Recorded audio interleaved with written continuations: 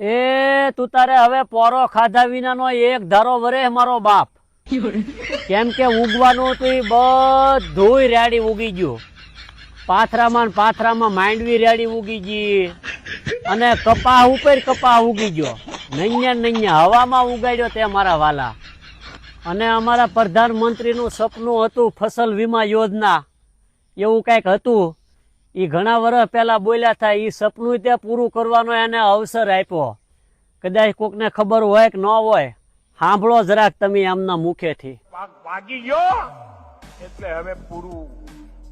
અમે પ્રધાનમંત્રી ફસલ બીમા યોજના એવી લાયા છીએ કે પાક પાકી ગયો હોય, ખેતરમાં ઢગલો પડ્યો હોય અને લણણી કર્યા પછી પાકનો ઢગલો પડ્યો હોય અને બજારમાં જવાની તૈયારી ચાલતી હોય અને 15 દિવસમાં જો કરા પડે, વરસાદ આવે, આંધી આવે અને એ પાકેલો પાક પણ બરબાદ થઈ જાય તો પ્રધાનમંત્રી ફસલ બીમા યોજનામાં એમાં પણ પૈસા મળે.